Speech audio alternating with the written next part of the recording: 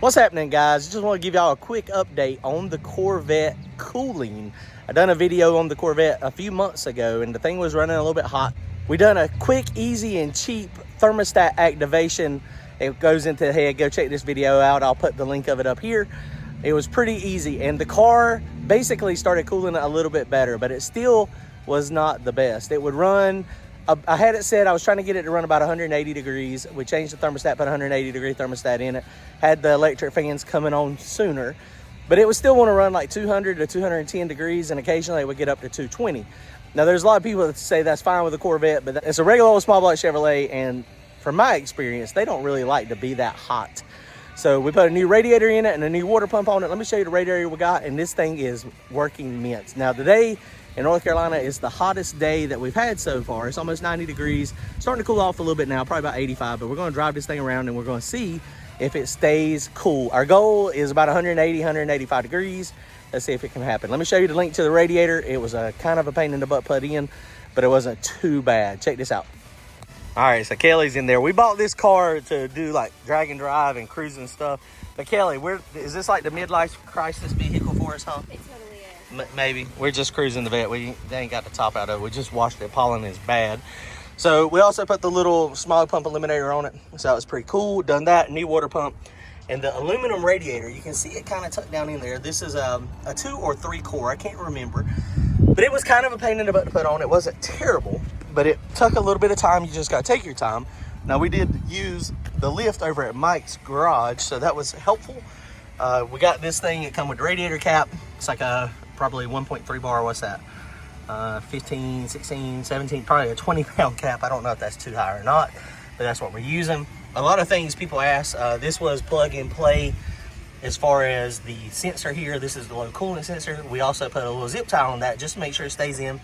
We did have to modify this area here to get this to go in. You can see how we just had to cut it back because the radiator is significantly thicker. It does have the aluminum end tanks on it, so that's a good thing instead of the plastic. Everything was pretty much fit. The radiator hoses were the right sizes. They were in the right locations. These, the transmission lines, we think that they were the right size, but they're aluminum. And if you have to be very careful when you're putting these things together because it's very easy to strip it. When we were doing it, I did initially start stripping this. And so we're able to put a tap in it. I don't remember the size, so I'm not going to tell you exactly what it was. But we ended up finding the right size tap at Mike's shop. So he was able to tap it out, get the thread started back, and we have no leaks. So right now this thing is working. Like I said, we got this fan coming on a little bit sooner. Now this model also has the small fan in front of the radiator.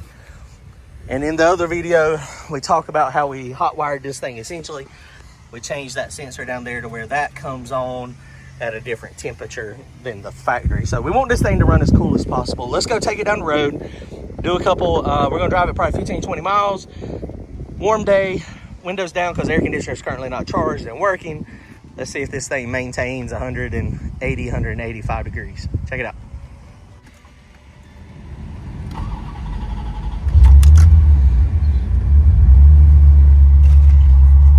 All right, so we drove it up here probably 2 or 3 miles. So 174, that's not terrible. Let's put this thing in here and go for a ride.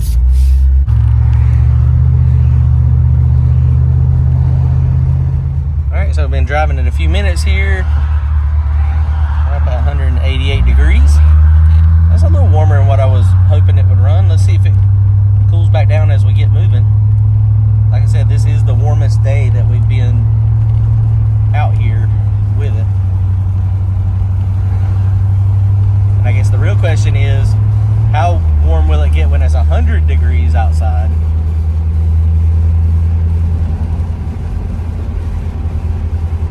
Okay, that's not terrible.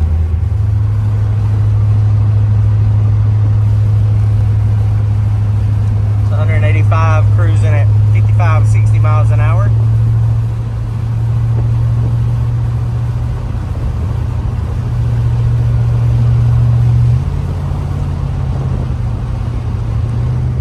All right, so we just got doing a spirited drive. And we're sitting at this stoplight for just a couple minutes and it's creeped up to 193. So you notice this thing's only idling like 500. That's kind of low.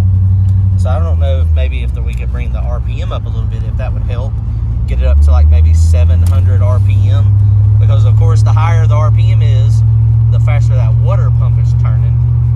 You see, as we start moving, it goes right down. So that was the highest I've seen it so far. We're going to do an extended like 10-minute idle in a second. All right, guys, we've been a lot of stopping, a lot of starting, stopping, and so we're in gear here idling now. And I think it's going to top out at like 194 to 195 on a condition like today.